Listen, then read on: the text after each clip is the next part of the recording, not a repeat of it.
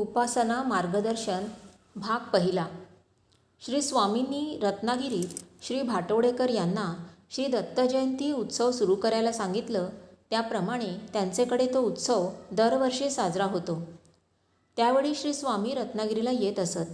त्यांचा मुक्कामही असे.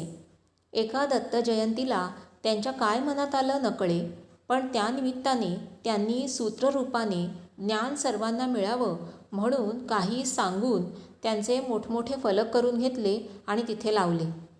श्री दत्तजयंतीच्या निमित्ताने श्री स्वामींच्या तत्त्वज्ञानाचा, विचारांचा, उपदेशाचा तो सूत्रमय आलेखच होता.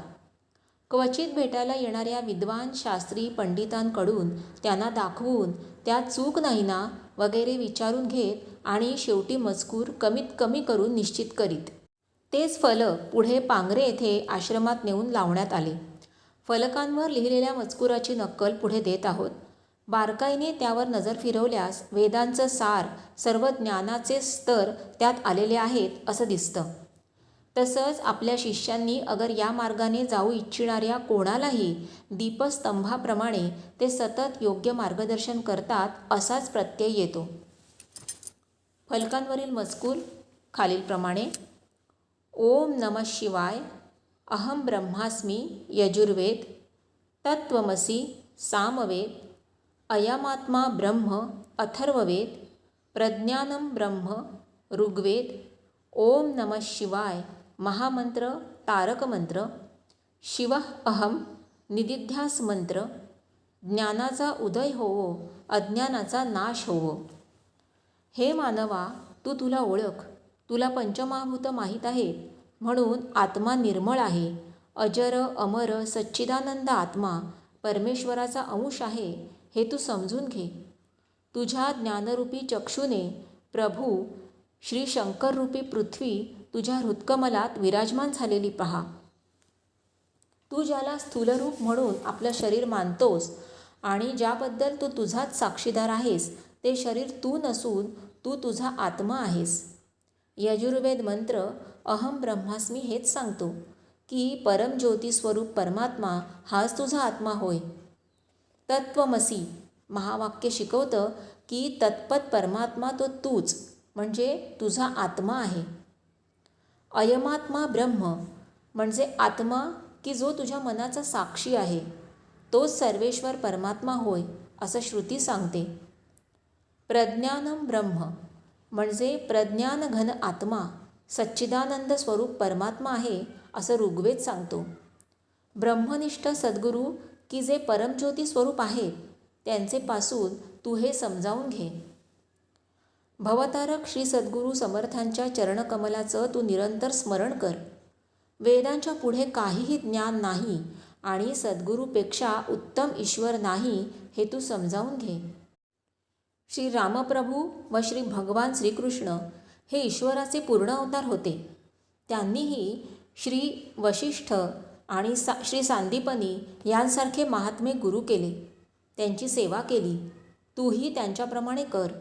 गुरुसेवेमुळेच अष्टसिद्धी नवनिधी विद्या ही गुरुसेवा करणाऱ्यांची दासी बनून राहतात. हरिहर ब्रह्मस्वरूप श्री सद्गुरूंच्या मूर्तीवरच तू आपलं मन एकाग्र कर. 7 कोटी महामंत्रांपैकी ओम नमः शिवाय या मंत्राचा दररोज जप कर. यज्ञानाम जपयज्ञोस्मी. सगळ्या पुण्यदायी यज्ञांमध्ये जपयज्ञ परमात्म्याचं स्वरूप आहे. दुर्लभ असा मानव जन्म आणि क्षणभंगूर जीवन यांची आठवण ठेव आणि गुरूंना शरण जाऊन जन्माचं सार्थक कर.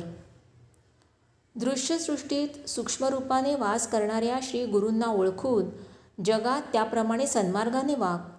ज्यावेळी आत्म्याचं खरं स्वरूप तू ओळखशील त्यावेळी प्रत्येक आत्मा मीच आहे असं तुला वाटेल.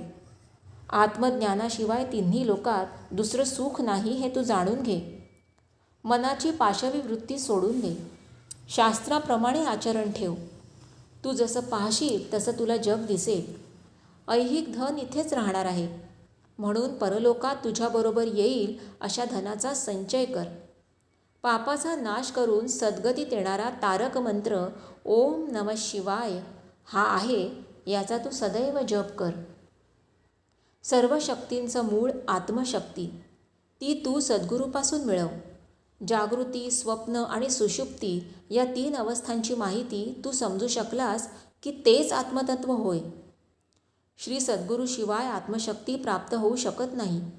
म्हणून गुरुकृपेला पात्र हो. मनोवांछित कोणत्याही वस्तूपेक्षा गुरुकृपा अधिक आहे. श्री सद्गुरू कृपेपेक्षा जास्त हवी असणारी अशी आणि प्राप्त करून घेण्यासारखी वस्तू या जगात नाही. नाशवंत तन मन धन गुरुसेवेत अर्पण कर.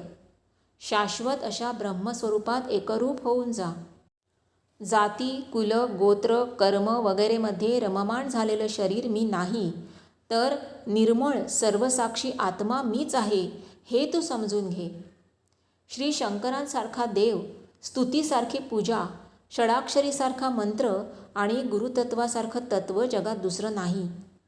विषयचिंतन करणारे मूर्ख मन एकाग्र करून शिवस्मरणात लाव. सर्व सत्कर्मांचं फल श्री सद्गुरुचरण कमलापाशी आहे हे समजून ध्यान कर.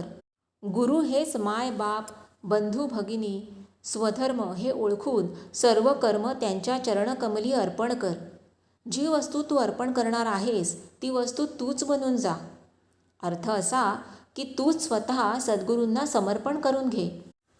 भवसागर ओलांडून जाणं फार कठीण आहे, परंतु सद्गुरूरूपी नौकेत बसून सुखाने पार करून जा. श्री सद्गुरू एक मानव म्हणून ओळखणं महापाप आहे. ते शिवाचे अवतार आहेत. जसं चिंतन तशी गती. म्हणून शिव अहम भाव उत्पन्न कर. काम, क्रोध, मोह, लोभ, मद, मत्सर ही नरकाची द्वारं होत. म्हणून त्याचा त्याग कर. सत्संग, नामस्मरण, गुरुसेवा, सर्वत्र समदृष्टी या स्वर्गलोकाच्या पायऱ्या आहेत.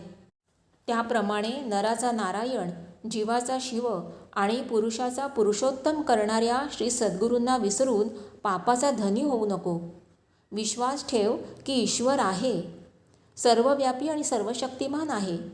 ईश्वराच्या ठिकाणी सर्व प्राणीमात्रांचा आत्मा आहे हे समजून सर्वांचा सन्मान कर. सर्व देशात, सर्व पंथात, सर्व धर्मात एकच परमात्मा आहे. वेद, उपनिषद, पुराण, बायबल वगैरेमध्ये या एकाच परमात्म्याची महती आहे. ईश्वर प्राप्तीचा सर्वांना अधिकार आहे. नामसाधन सर्वश्रेष्ठ आणि सुलभ आहे. भक्तिभावाने केलेल्या प्रार्थनेने परमेश्वर संतुष्ट होतो. जगामध्ये परमेश्वर प्राप्तीसारखा दुसरा लाभ कोणताही नाही. मानव जन्माचा मुख्य उद्देश परमेश्वर प्राप्ती हाच आहे. जीवित शाश्वत नाही. न्यायाने जीवन जग. जोपर्यंत शरीर निरोगी आहे, म्हातारपण आलेलं नाही, तोपर्यंत नामस्मरण करून घे. वेळेचं महत्त्व ओळख आणि नामस्मरण करून काळाचा सदुपयोग कर. भगवंताचं नामस्मरण हाच कलियुगातील परमधर्म होय. नामस्मरणाने परमगती मिळते. म्हणून अखंड नामस्मरण कर. सर्व कर्मांमध्ये प्रभूची पूजा होऊ शकते, परंतु यामधील अदृश्य परमेश्वर जो ओळखू शकेल त्याला घरातील सर्व माणसं परमेश्वराची प्रतिमाच होय. घर हे परमेश्वराचं मंदिरच होय. जनतारूपी जनार्दनच सर्व लीला करून राहिला आहे. म्हणून कोणाचीही अवगणना करू नको. संतांच्या हृदयात परमेश्वर वास करीत असतो. संतांचं हृदय हे परमेश्वराचं घर आहे. सर्वेत्र सुखिनः सन्तु, सर्वे सन्तु निरामयाः, सर्वे भद्राणि पश्यन्तु, मा कश्चित् दुःखमाप्नुयात्.